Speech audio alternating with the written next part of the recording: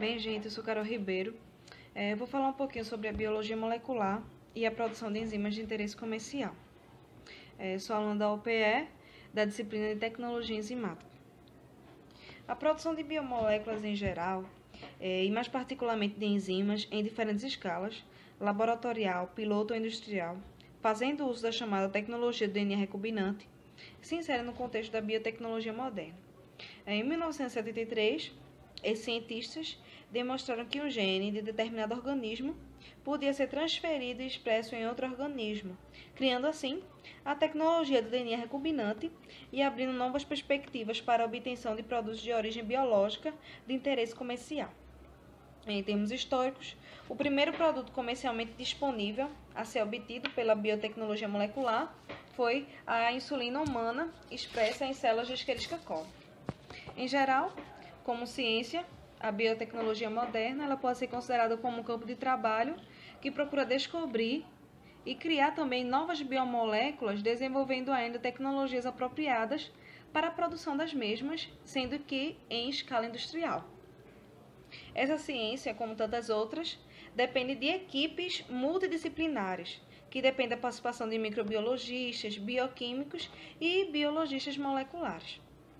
No que diz respeito especificamente ao uso de enzimas, a biotecnologia molecular ela tem procurado desenvolver moléculas que apresentem propriedades compatíveis ao seu uso em condições não fisiológicas, como é geralmente o caso das aplicações industriais.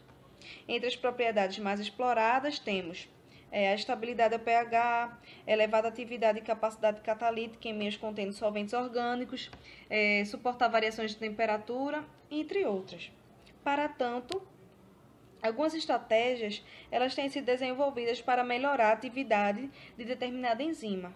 Entre estas, podemos citar alteração de propriedades catalíticas por modificação ou substituição de um ou de alguns resíduos de aminoácidos, troca de domínios funcionais para alterar a especificidade enzimática e ou as propriedades catalíticas, introdução de novo sítio ativo em fragmentos proteicos que funcionam como plataforma de ligação e que originalmente são desprovidos de atividade enzimática. Então, eles pegam proteína que não tem função catalítica e eles colocam o sítio ativo. A partir daí, ela já começa a catalisar um substrato específico.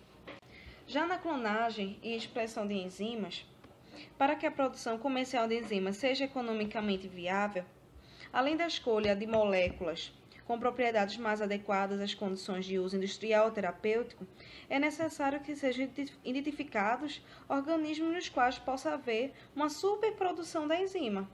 Aí, a partir daí, é feita uma amplificação daquela molécula desejada, seja essa amplificação em vivo ou in vitro, através da técnica de PCR. A produção de proteínas para esses fins pode ser conduzida em vários organismos, como bactérias, fungos, cultura de células animais, animais transgênicos e plantas. E como primeiro exemplo, a gente tem na produção de plantas. As chamadas plantas transgênicas constituem a tecnologia viável para a produção dessas proteínas. Estes sistemas apresentam inúmeras vantagens, incluindo baixo custo de produção, estabilidade do produto na proteína durante a estocagem, na forma de tecidos e sementes, facilidade de mudança de escala e a possibilidade de se adicionar diretamente o material ao processo industrial. A produção de proteínas por plantas ela envolve várias etapas. Muitas vezes o gene a ser expresso ele demanda modificações de forma que os sinais eles passam a ser reconhecidos pela maquinaria de transcrição e tradução da planta. Esses sinais incluem um promotor, um sinal que determina o alvo subcelular e um terminador. Como exemplo, a gente vai ter o milho transgênico, que se utiliza da Agrobacterium tumefaciens para produzir esse milho geneticamente modificado. O vetor ele é introduzido em Agrobacterium por eletroporação, que desestabiliza a membrana da Agrobacterium, e a cepa transformada ela é usada para transferir genes para embriões imaturos de um grão. Aí esses embriões são cultivados e as plantas transgênicas são regeneradas. Também outras enzimas, outras proteínas, elas têm sido expressas em milhos transgênicos para fins industriais, como são, exemplo, essas 4 proteínas. que mostraram ser funcionalmente equivalentes às proteínas nativas e apresentam também características físicas idênticas, ou pelo menos semelhantes às proteínas nativas. No caso da produção de proteínas heterólogas em animais, essa produção ela é feita em cultura de células animais e animais transgênicos, que tem sido explorada tanto em laboratórios acadêmicos e industriais. A principal vantagem desse sistema é que os açúcares dos sítios de glicosilação apresentam maior semelhança com aqueles da proteína nativa. Um aproveitamento promissor para a produção em larga escala de proteínas recombinantes em animais tem sido a secreção de proteínas no leite de mamíferos transgênicos. Essa tecnologia tem sido testada em vacas, porcos, coelhos, cabras, ratos e mostra-se promissora para a produção de anticorpos. Apesar do sucesso, essa técnica de expressão demanda tempo e ela necessita também ser aperfeiçoada, como tantas outras técnicas. O desafio vai ser aumentar a eficiência na velocidade de produção e, a partir de animais capazes de expressar proteína, também ter um alto rendimento, dentre outras estratégias que estão sendo propostas. Na produção de proteínas em leveduras, elas têm sido utilizadas desde o início dos anos 80 e elas estão sendo utilizadas para a produção em larga escala, tanto de proteínas intra como de extracelulares, de origem humana, animal e de plantas. Essas leveduras, elas são muito adequadas para este uso, porque elas apresentam uma grande facilidade de crescimento, manipulação genética e também pela habilidade de conduzir modificações pró-transcricionais específicas de células eucariotas. A gente vê que as espécies mais utilizadas para a produção é a Saccharomyces cerevisiae e a Pichia pastores, sendo que a Pichia pastores ela apresenta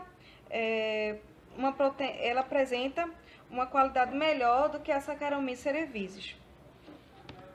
Também na expressão de leveduras vai ter várias etapas, como a clonagem de uma sequência codificante para a proteína em uma construção de expressão contendo promotor de levedura e sequência de terminação de transcrição, a transformação e manutenção deste DNA no hospedeiro, a síntese heteróloga sob condições específicas e, finalmente, a purificação da proteína e comparação da sua atividade com a proteína nativa. Tem algumas vantagens e desvantagens. Vantagens: apresenta facilidade de crescimento, como eu já falei, facilidade na manipulação genética, apresenta um sistema econômico, apresentam melhores rendimentos e elas demandam menos tempo e esforços. Algumas desvantagens na produção em leveduras é a incapacidade de promover algumas mudanças pós-tradução, incluindo polihidroxilação, amidação, assim como alguns tipos de fosforilação e glicosilação.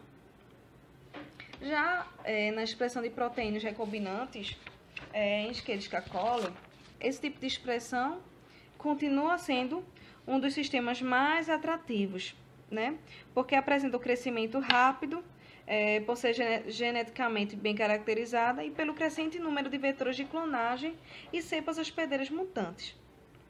Uma desvantagem é que não há garantia de que o produto de um gene recombinante irá se acumular em Escherichia coli e em sua forma biologicamente ativa. Essa bactéria é uma bactéria gram-negativa e ela pode sintetizar e secretar proteínas e enzimas que não são glicosiladas.